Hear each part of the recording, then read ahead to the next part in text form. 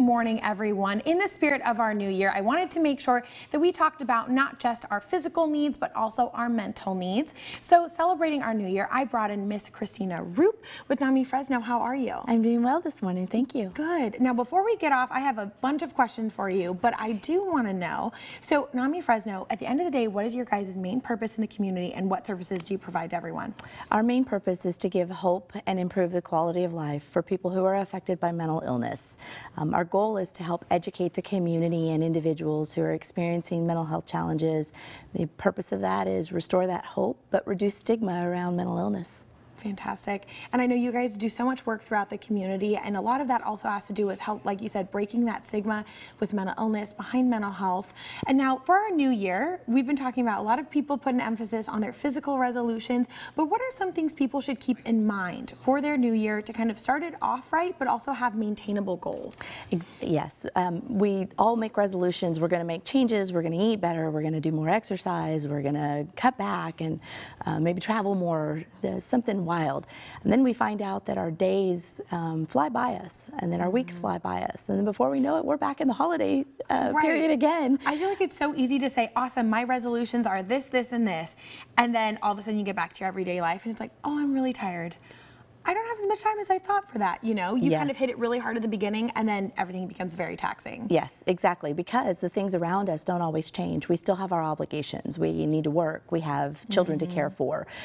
We are involved in family. We may take on some extra responsibilities with any of those areas in our life. And a lot of people just went back to work like this week. This is their first week back, and it hits you hard. It does hit you hard, and kids are going back to school, so they're coming off of a break where they've been allowed to, do whatever.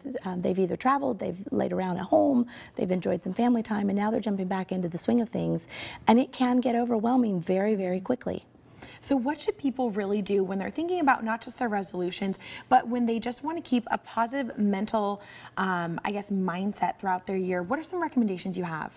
I would encourage someone to remember the importance of their mental health and healthy habits. And while they're busy, we get busy, some of the things we forget to do when we get busy are taking care of our bodies and eating well, physical activity, and all those impact our mental health.